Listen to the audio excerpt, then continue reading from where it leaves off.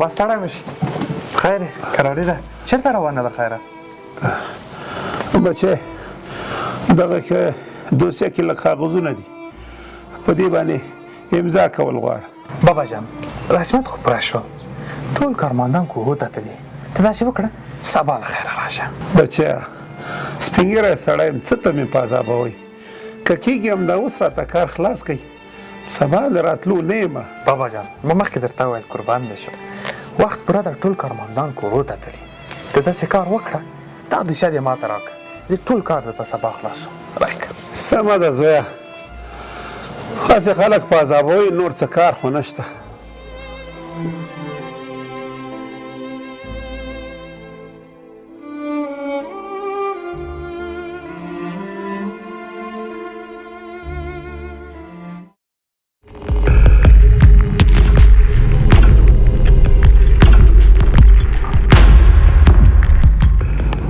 خواه کنه زما سپینګیری یاره ملګری مې دا راته ووایي چې هغه د دفتر کارونه د خلاص شول که پاتې دي.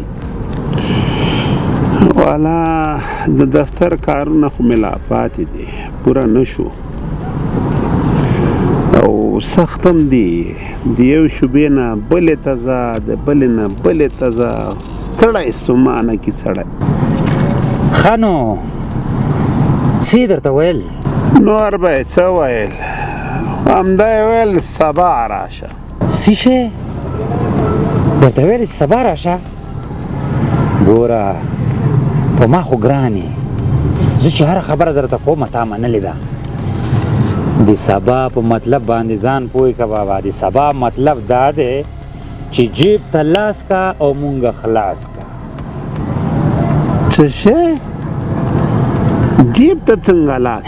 ګوره کنه بابا دلته نه پوهېږي، مطلب دا دی چې جیب ته لاس کا مونږ ته راوباسه شوړه، یعنې رشوت خبره خلاص. ساده خلک یو، په دغې خبرې دې موږ نه پوهېږو، دا ښه ده چې پوه دې کړم. مطلب باندې خو ورسېدې که نه؟ دا خلک په یو سلګون باندې خوشحالېږي، ما درته وویل سبا ټټ پټ کې یو سلګون ورکړه، خبره خلاصه. هغه د هغوی خبره چې it is finished او که نه قربان نو له مچوکه راکړه. اخلا ما خبرې چې منې که نه ډېر به به راوخېږي.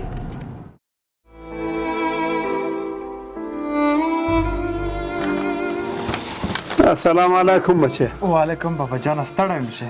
خیر اوسې. څنګه شو هغه زما د دوسیې کار کوم ځای ته ورسېده؟ ښه ستا دوسیه سمه ده، زه اوس دننه پوښتنه کوم، تاسو مهرباني وکړئ دلته کښېنئ. ښه زه به انتظار یم بچی. وای خدایه توبه.